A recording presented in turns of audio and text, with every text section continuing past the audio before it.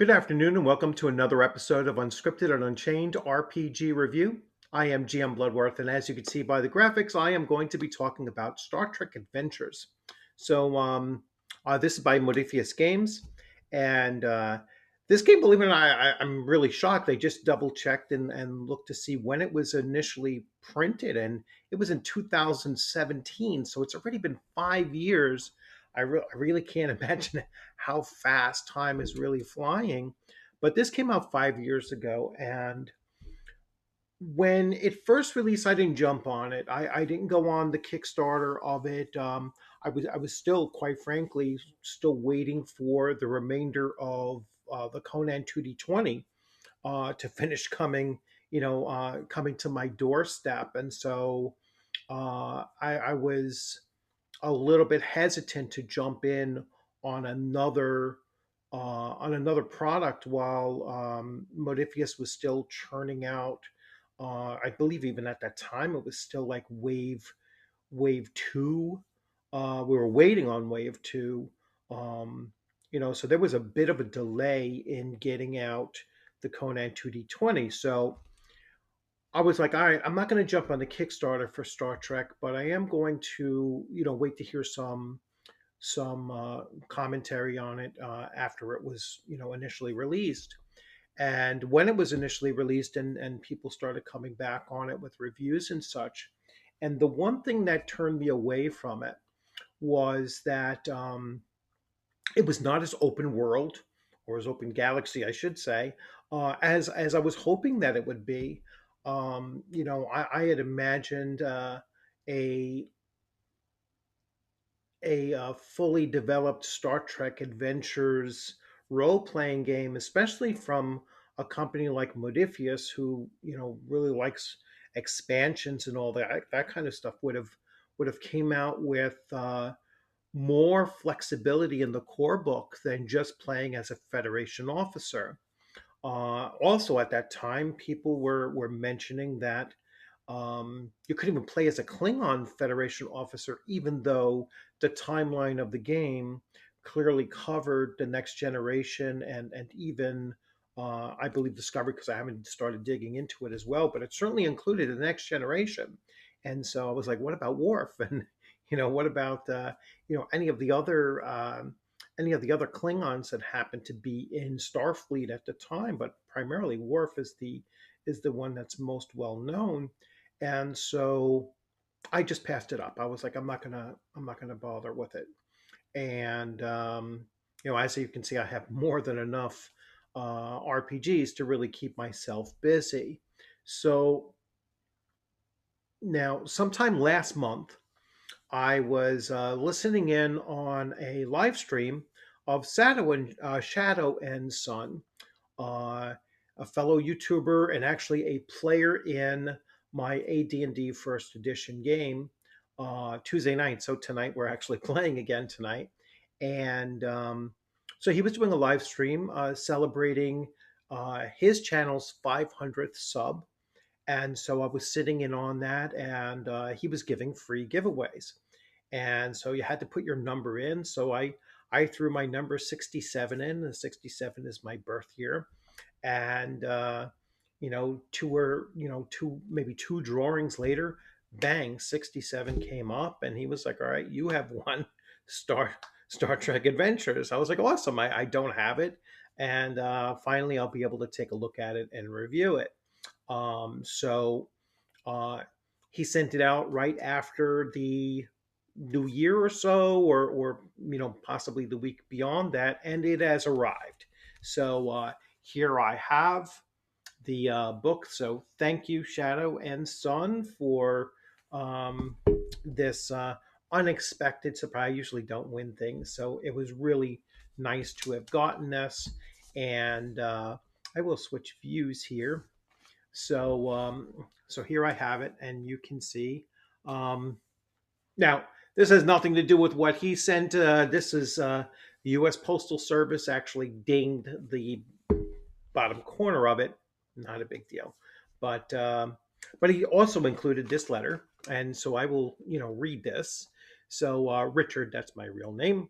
Uh, It has been an honor and a privilege to play in your game and a highlight in my gaming journey.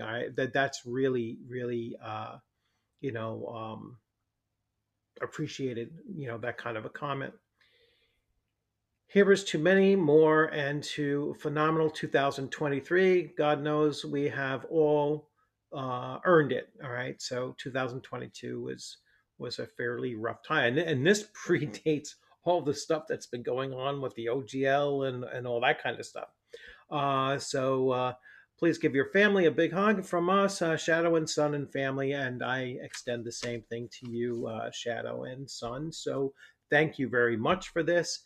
And without further ado, let's start taking a look at this here. So I jumped on and I picked up the PDF. And so here we go. So and this is the same book as I have. This is an updated PDF. So it might have some changes from this here. So this comes with a huge map. So that's really nice. With it, it has a huge map, and I will expand this, to a much larger degree so that you can start to see. And you see they have a huge staff at Modiphius. So they have a lot of people, and it's not always the same writers for every one of their game systems. So they have a slew of writers, and their artwork is impeccable. Their graphic design is really unmatched. I mean, their artwork, especially their artwork for the Conan 2D20, is by far the best artwork I've seen in 30 years in in tabletop role playing games. So here we go. So I'm just going to go through this here, and I'm going to give you my impressions as I was flipping through the book and looking. So they have an introduction, then they have the United Federation of Planets, right? So they explain what the game is all about, and then that kind of thing, and the setting that it's supposed to be in. Then it starts talking about the United Federation of Planets, and it gives you an overview, early history, 23rd century, recent Federation history. Then you go to Chapter 3, which is a continuing mission, Starfleet's purpose, its prime directive, its Starfleet Academy, its assignments and duties and away teams, and kind of going over that. Then it goes into the game mechanics. All right, so the introduction, the basic operations, and advanced training. Then it goes to reporting for duty. So it takes 4 chapters, over 90 pages of just background material.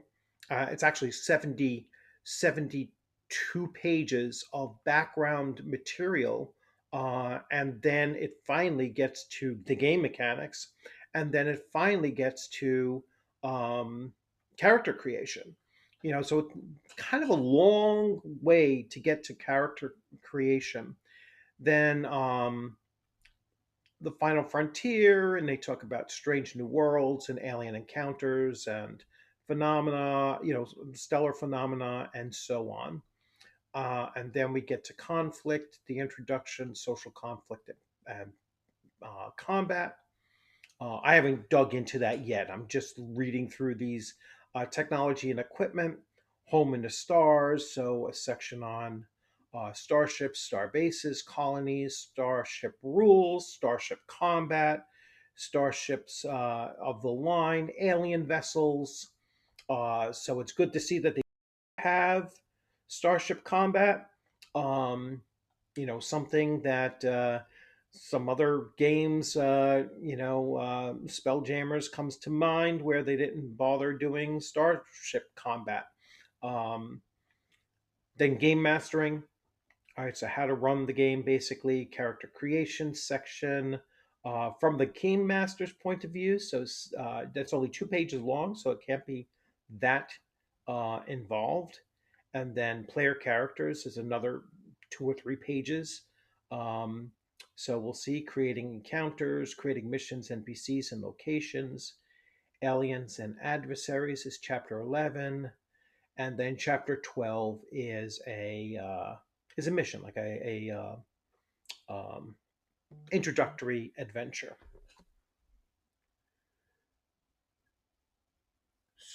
So now I'm going to go to I'm going to start going into the information here. So the introduction, and I kind of recap this, right? So I'm not going to really dig into this. And let's jump to, they give you tons and tons of, what is role playing, and then history of the world. This is what will you need, and for the players, for the game master, for characters. Um, Here is your character sheet. You can see the character sheet is actually fairly simple, which I kind of like that. Um, they have specialty dice, and a number of dice, and then they have these little gemstone things and these chips and everything. I'm not a big fan of all of that extra stuff. I like the specialty dice in 2D20. With Conan, I like them there. I I'm assuming the system works very similar, though this looks like it's more D6 centric, and we'll see if that really pans out. Um, so they tell you what you need. Example of play. That's nice to have at the very beginning. Um, Although I would still put character creation a lot earlier than what they did here. Um, so chapter 2 is the early history, and it's a lot. I mean, they give you a lot of historical information here, telling you about um, all these different entities and organizations and quadrants. And I mean, like I said, it's just shocking that they did not put Klingons in the core rule book to start with. Um, I believe even Romulans, they didn't even include Romulans. I know that they were probably looking at the expansions and the supplement books. That's the one thing about Modiphius is that they really do like putting out a lot of supplemental books. So it is never a cheap venture in going into their game systems. Their game systems are really well done. In some cases, they play extremely well. I love Conan 2D20, but it's an expensive proposition to jump in on that. Um, and here I would think it's likewise the same thing. This is still all background information. Like I said, it takes forever to get to character creation. Or I know it was around page 70. Let's see. Around 70 is where the game rules start coming in. Yeah, we're still doing you're continuing a mission and away teams and telling you what those work like. Um, Operations. So this is where we get to the mechanics, basic operations, 75. So the dice, they talk about challenge dice. So let's see. In many role playing games, dice provide the varying chance of probability of action succeeded in this way. Star Trek Adventures is no different. All right. Um, Most commonly used in this 20-sided die, known throughout the book as the D20. All right, so it's mostly 20-sided die used for tasks. Um, and then challenge dice, the third type of die, the second type of die is the D6s. These are used relatively infrequently, mainly to roll on certain small tables. If multiple six-sided dice are required, it will be noted as XD6. Okay. And then challenge dice. The third type of challenge dice, denoted in the Star Trek Adventures by the symbol with the Star Trek the insignia. Um, These six-sided dice are used primarily for inflicting damage and determining how much protection a character receives from cover. Each insignia has four faces with three possible results: the score of a 1, the score of a 2, and two faces showing the Starfleet arrowhead, which is an effect, as well as two dice faces which are blank. All right, so effects have a score of a 1. Additional triggers special outcomes, which depends on the circumstances. A pool of challenge dice is usually rolled all at once, and their results are added together. So multiple challenge dice are noted as X and then the insignia, where X is the number. Yeah, we know that. All right. And so challenge dice results, you have a 1, you have a 2, you have a 0, 0, then 1 plus an effect, and 1 plus an effect as well. So in the Conan system, a 2 was like 2 wound points, a 1 is 1 wound point, and then here a 5 or a 6 is a 1 wound point and a plus a special effect or such. That's how it worked in that system. I don't really know how it works here yet. Um, Rerolls, you'll probably be able to earn rerolls by either momentum or something else along along those lines. So let's get to character creation, which is around page 92, I believe. Difficulty 0 tasks, yeah. So momentum, yeah. So they have momentum in this as well. And momentum just gives you, so to spend create opportunity allows characters to buy additional dice representing coordination, teamwork, and building upon success. A single point of momentum adds one bonus d20 to a task. The second bonus die costs 2 momentum, while the third costs 3 momentum. Or yeah, so 3 costs for that. So yeah, the more d20s are rolling, the better chance you have of scoring those effects or doing additional damage and such. And we are going to go to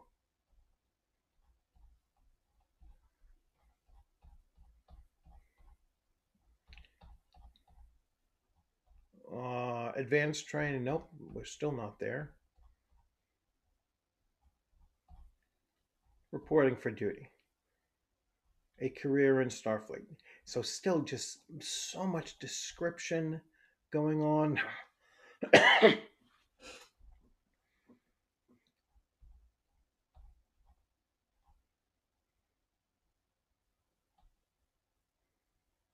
So here's the attributes, right?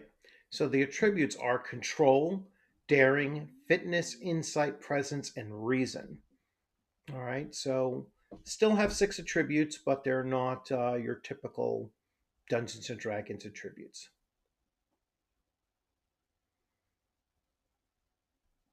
Discipline table from a 0 to 5. Yeah, let's see attributes and see what you're getting here. So attributes. Each character in Star Trek is defined by 6 attributes. They are described elsewhere, but they're repeated here as a useful reminder. These attributes range from 7 to 12, with 8 representing the average capabilities. Okay, so they run from 7 to 12.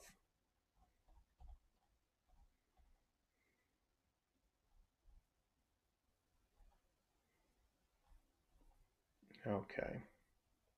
Um, then we go into focus and talents.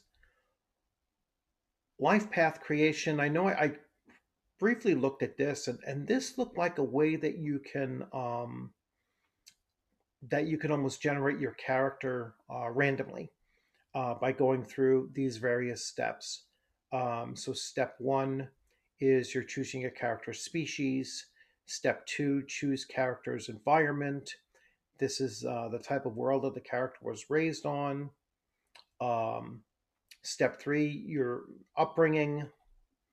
Step four is they attended Starfleet Academy and chooses which track of the academy they join.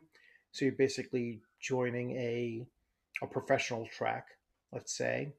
Step five, choose how long the character's career has been so far. Step six, determine two or more career events, regardless of how many events are chosen. The character gains 2 points of attributes, 2 points for disciplines, and two foci. Um, Step seven, finishing touches gain one value, and so on. Maybe I will do a separate video on character creation here. But these are the species that you can have: Andorian, Bajoran, Betazoid, Danub- Denoblia, Denoblian. I always thought that was Danubian. All right. Human, Tellarite, Trill, and Vulcan. All right. Again, no Klingon, which is no Romulan, which is which is unfortunate.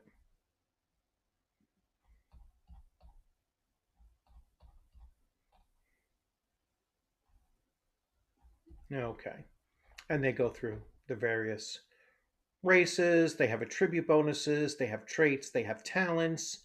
Um, Fairly short. I'm sure that there are probably some people who object to attributes, racial attributes or species attribute modifiers, but it's one way to differentiate. Random environment table. So yeah, this is where you can create your character, I believe, randomly.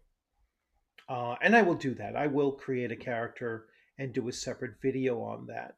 So anyway, um, I'm going to take a second look at this. And like I said, I will create a character just so you can see that process once I fully read through it. Um, it is a very extensive core book, um, despite the fact that it leaves some major parts out.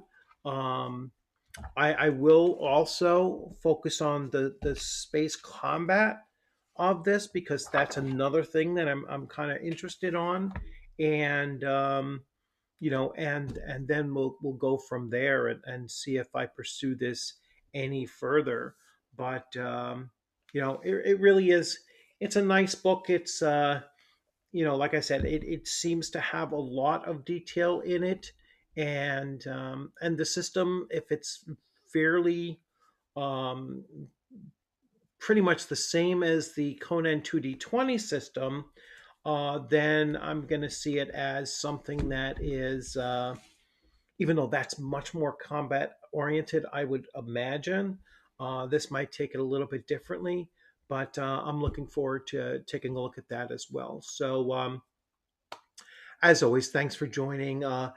Thank you very much, Shadow and Sun, for this. And, I'll be sure to, I'm telling everybody right now, go to their channel, Shadow and Sun, and take a look at what they're doing over there. Really awesome stuff. They do a lot of, talking about miniatures and painting, and he just has a great, a great outlook on gaming in general. And he has a great collection as well. I think probably more board games than I certainly have. And he absolutely has many, many more figures than I do. So definitely check out his channel. And as always, thanks for stopping by.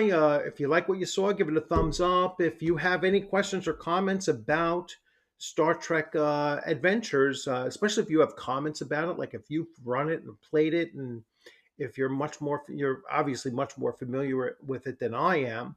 Um, but yeah, if you have anything you want to point me to, say, hey, you know what, it really is a great system. Here's another book that I know that there's a Klingon expansion booklet, but I still would want something that goes even beyond that as well. I'm not going to fall into the rabbit hole of buying a whole bunch of this and never actually running it or playing it the way that I would like to play it. So, you know, as always, thanks for stopping by. If you haven't subscribed, please consider subscribing. The numbers keep on creeping up, and the channel is doing really well. The more people that come in, the more comments that come in.